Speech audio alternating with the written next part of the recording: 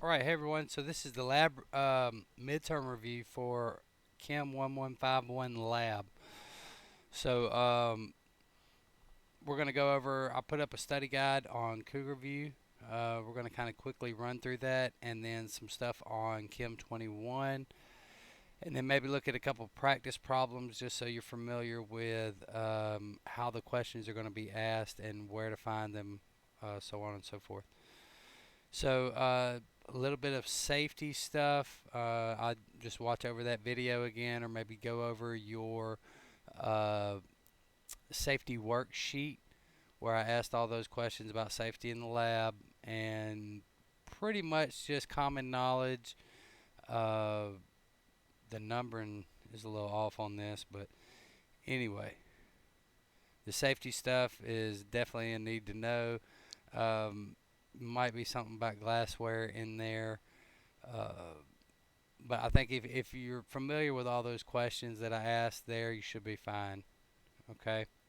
And just so we know what we're talking about, going back to content, getting started.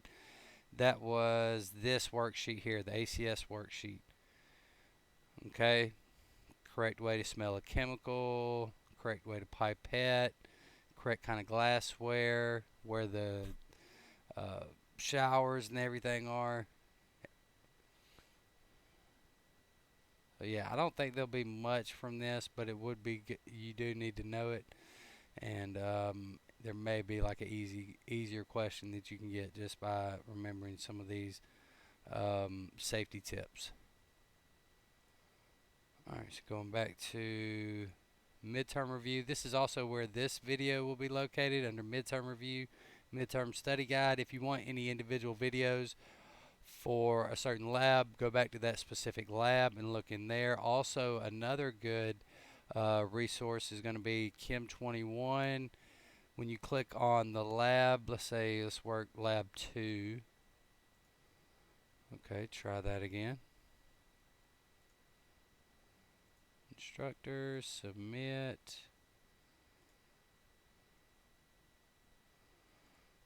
Lab 2, work assignment. This PDF lab guide. Okay, these are going to be good things to kind of have handy during your test. Okay, so not necessarily the procedures, but definitely the introduction and all of the materials related to that lab. Okay, so I would kind of go over all of these. There's only 4 labs on the midterm, so it's not that much, but you do need to know how to do all of these procedures. So, like, for example, density, I may give you 2 pictures of a graduated cylinder where the water level has changed. You need to be able to determine the density of the object based on that. There's other ones where I might give you a graph and show that I've done this experiment and graphed the density of the object, and then you should be able to look at that and tell me what the density is. Okay? So stuff like that, regular shaped object, irregular shaped object, specific gravity. Remember, specific gravity is unitless. It's a comparison with the specific gravity of water, or the density of water, I should say, which is always 1.0 grams per milliliter. Okay, so that's a known that you should have down by now and should remember for sure coming into the midterm. Okay, we know the density of water. The density of water is always the same. It's 1.0 grams per milliliter. All right, let me go back to the study guide. Make sure you're still with me. All right. So for chemistry and measurements, be able to read from a meter stick, a graduated cylinder, determine the volume or distance or temperature, right? All of these things that we use to measure. Um, Common laboratory equipment like a beaker or a flask or a thermometer, a scale or balance, right, for determining mass, stuff like that. Significant figures, that's obviously very important for how we report. So be able to do math with significant figures. the addition of significant figures, multiplication of significant figures. If I ask you to find an average, you should know how many significant figures to report it in. Be able to go back and forth between different units of measurement uh, and different prefixes. So, like centimeter, millimeter, kilometer, be able to go back and forth between them. Displacement, so that's where the water level rises. I put an object in the graduated cylinder. The water level rises by the same volume as the object that I placed in the water. Okay, that's displacement. Go over that. Meniscus is the bottom of the curve on the water when you're reading uh, a graduated cylinder. Okay. Measured numbers are any numbers that are measured in increments. So graduated cylinder is measured in increments. A ruler measures in increments. A scale or balance measures exact numbers. Okay, so um, it's not a scaled number because there's no little increments, right, that I'm reading in between. It gives me a number uh, to the 10,000th place or whatever. And so, in that sense, it's an exact number. Another example of an exact number would be counting people. There are a dozen people in this group. Okay, that is an exact number. It's not rounded. It's not an estimate. It's an exact number. Okay, an estimated digit is always the last significant digit of a value. So, different examples of an estimated digit might be me looking at a graduated cylinder reading 34.50 milliliters. That zero I added myself as an estimated digit. Okay, so there the last significant number of that was an estimated digit. Another example is I'm doing, let's say I'm running a 5K, but I actually only ran 4.9, or what 5K would be 5 kilometers. Let's say I'm running 5,000 feet, okay, but I actually only ran 4,998 feet, and I rounded it off to 5,000. The 5 is the estimated digit. It's the last significant one. The actual number was 4,998. I estimated it up to 5,000. Okay, so that's the estimated digit will be the 5. Density and specific gravity, we kind of talked about that. Be able to use a density triangle, so go back and forth from mass, volume, density. If I give you any two of those things, you should be able to calculate the other. And then being able to calculate density based on the experiment, right? I give you the mass of an object, I give you the volume of an object. You should be able to tell me what the density of that object is. All right, for atoms and elements, this was, what was that, lab 3, I guess it was? Let's work that. Let's pull up the PDF lab guide. Um, so yeah, chemical symbols, atomic number, um, electron configuration, isotopes.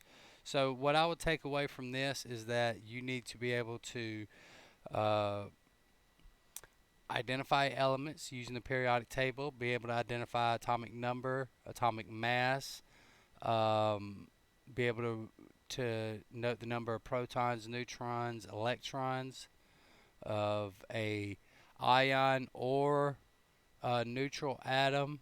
Okay, so remember how to do valence electrons, how to use those, and then also if I give you an isotope, be able to determine the number of neutrons and protons. Okay, so this is all something we've done before.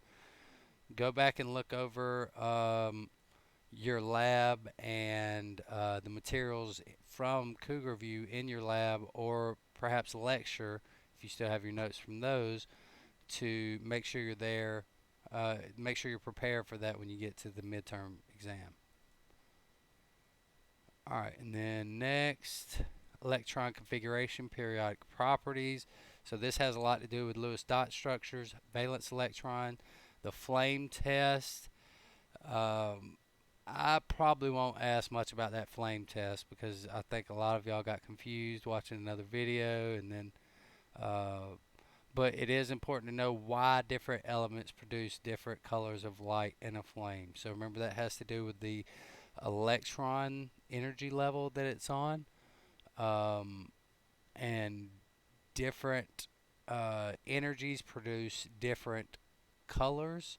So based on that, we can say this color is associated with calcium, or this color is associated with aluminum, whatever. And then when you do a flame test, you see that color in the flame, you know that uh, this element was the one excited because it was the only one with that energy level to produce that color. Okay? But I probably won't ask much about the flame test in general. Vesper, molecular geometry is obviously is going to be something that you may be tested on. Let me pull that up real quick.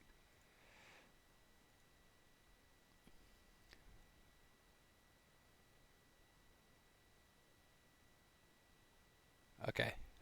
So I would print out one of those little charts from the text, or I may have included it in your Cougar view. Let me go back to table of contents for Vesper chart right here. So I would kind of print this up or have it somewhere ready to use for the exam, because you will have questions similar to this. Give me the shape of an ammonia, and then I'll give you, the compound NH3, or I might give you the Lewis dot structure. I might have you identify the Lewis dot structure. All different ways I could ask questions with this chapter. Okay, so that's pretty much it. Like I said, the best. I mean, obviously the study guide is going to kind of lead you in the right direction, but all of these different sections have videos that can help you with individual parts.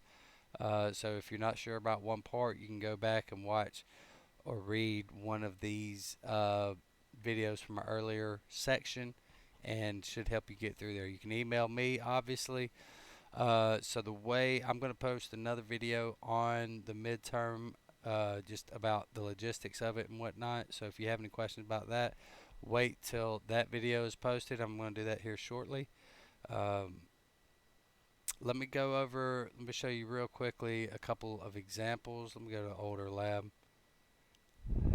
section, summer semester. So your test is going to be under Cougar View. Okay, you're going to go to assessments. You're going to go to quizzes. This is an older class, so yours doesn't look like this quite yet. But you'll look for practice midterm, or midterm exam if you're taking the regular midterm. Okay, and then once you click on that, once it's available and you can click on it and get in there, you'll have 2 hours to complete the exam. You can't leave and come back, so once you sit down, make sure you're ready to finish. You have all your materials and you're ready to go.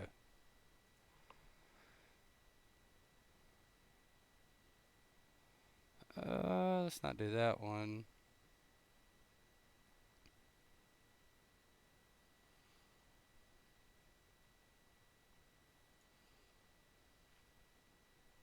Oh, yeah, I can't see these questions. Hold on just a second.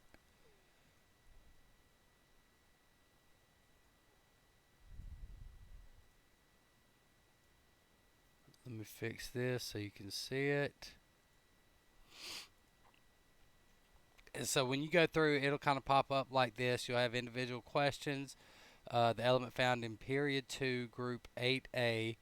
Everything in group 8 is a noble gas, blah, blah, blah. So I'll click on that, click submit, go on to the next question.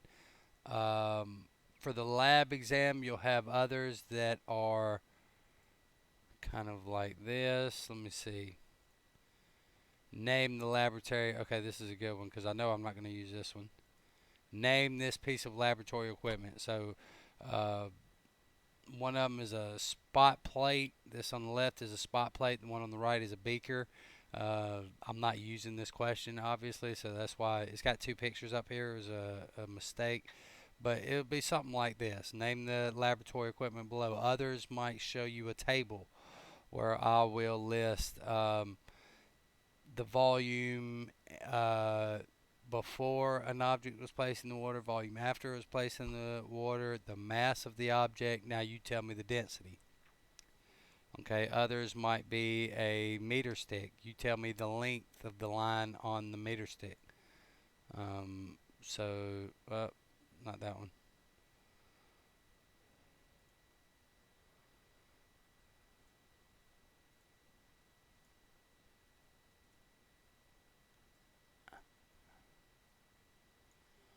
So here is the meter stick one. Okay. So just stuff like that. Questions are not that difficult, but I don't want you to be surprised by anything. Okay. So that's why I kind of show you how it's going to work and tell you what to study. If you cover everything on the study guide, you should be fine. Okay.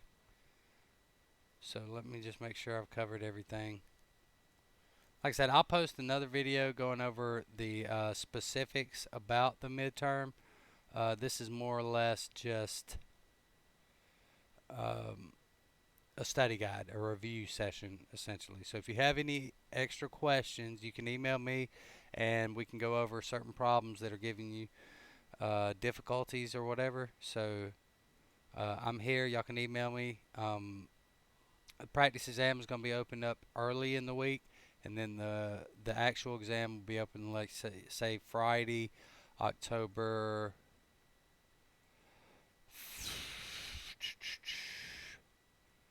October 8th through 10th, Sunday the 10th, something like that. So the midterm, the practice will be open Monday, October 4th through Wednesday the 6th, and then I'll grade those, return them on Thursday, and then open up the real exam on the 8th through the 10th. But like I said, I'm going to make another announcement going over all that. Uh, so just email me if you have any questions about the material or the work or the midterm. All right. But that's it for the review. I will see y'all later.